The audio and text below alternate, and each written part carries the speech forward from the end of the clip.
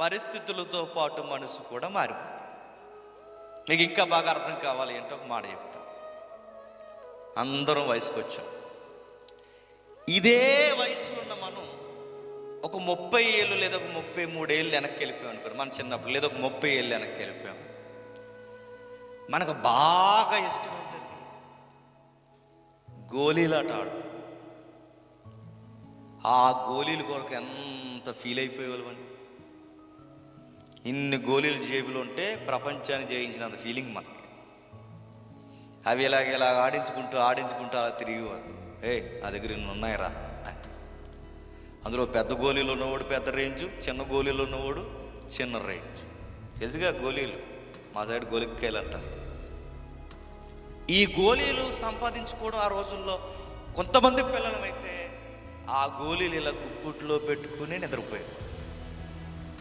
ఇప్పుడు అడుగుతున్నాను, అదే గోళీలాట ఆట నువ్వు నేను ఇప్పుడు ఇన్ని గోళీలు ఎవరైనా కొని మన చేతికిస్తే ఏం చేస్తాం? ఆ గోళీలు జేబులు వేసి తిరుగుతామా? తిరిగితే జాయిన్ చేసేస్తారు నిన్ను ఎక్కడో దిక్కున. తిరుగుతామా? ఇప్పుడు ఇదే మనిషి ఒక 20 ఏళ్ల క్రితం అదే గోళీల కొరకు పరిగెట్టావు.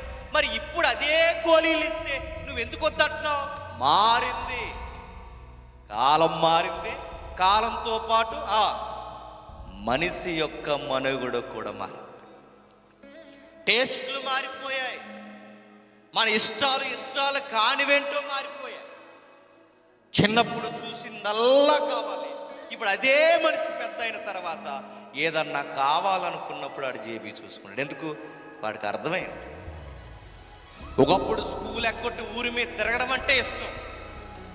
ఇప్పుడు ఊరి మీద కాదు, ఏదో ఒక రూపాయి సంపాదించాలన్న జ్ఞానం. అంటే ఎప్పుడు ఒకే ఇష్టాలు ఉంటలేదు చూడండి, మారిపోతున్నాయి. ఎప్పుడు అదే మనుషుడు గోళీలు పట్టి తిరిగి ఇదే మనిషి పెద్ద అయిన తర్వాత ఇప్పుడు ఎందుకు వద్దాడు గోళీలు? అదే మనిషిగా మారాడు. ఒకప్పుడు ఐస్ క్రీమ్ తినడం అంటే ఇష్టం, ఇప్పుడు ఐస్ క్రీమ్ తింటావా? పెద్ద అది తినాలన్న ఆసక్తి ఏమనుకున్నది. ఎందుకంటే మారాం. నవ్వేది ఎప్పుడు ఉండదు, ప్రేమించేది ఎప్పుడు ఉండదు, ఏడ్చేది ఎప్పుడు ఉండదు. కాలంతో పాటు మనం కూడా ఏమైపోతుంది తెలుసా? మారిపోతుంది. ఒకప్పుడు నాకు ఏదైనా సరదా వీడియోలు చూసేవాళ్ళు. ఎప్పుడైనా చిన్నప్పుడు న్యూస్ పేపర్ తిరగేసిన వెంటనే ముందు సినిమా పేపర్కి వెళ్ళిపోయేవాడు. కానీ ఇప్పుడు మారింది మనసు, పరిపక్వత వచ్చింది. ఇప్పుడు ఎక్కువగా ఏం వింటామంటే వార్తలు. ఒకప్పుడు ఇదే మనుషులు ఎంటర్టైన్మెంట్ ప్రోగ్రామ్ వినేవాళ్ళం. ఇప్పుడు ఎందుకు ఇలా టేస్ట్ మారిపోయింది కాదు, కాలంతో పాటు మనిషి పరిస్థితులు కూడా మారిపోయింది. ఒకప్పుడు అడ్డు అదుపు లేకుండా రూపాయి ఖర్చు పెడతాం. కాస్త ఎదిగి నడి వయసు వచ్చిన తర్వాత రూపాయిని దాయడం మొదలెడతాం. ఇవన్నీ ప్రసంగి ఏం చెప్పాలనుకుంటున్నాడు? నువ్వు ఏదో ఒక విషయం ఉండిపోయిందని దాన్నే పట్టుకుని ఏలాడకు.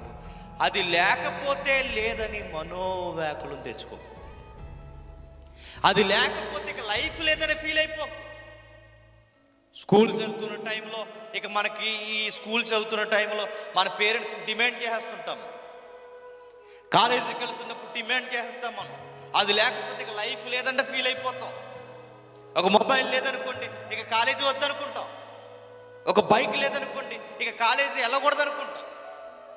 చివరికి ఒక ప్రేమించే ప్రేయసి నో అని చెప్పింది అనుకోండి, ఇక లైఫే లేదనుకుని చచ్చిపోతున్నారు. అంటే ఏమనుకుంటున్నారు చెప్పినా? అదే లైఫ్ అనుకుంటున్నారు. కానీ విషయం ఏంటి చెప్పినా?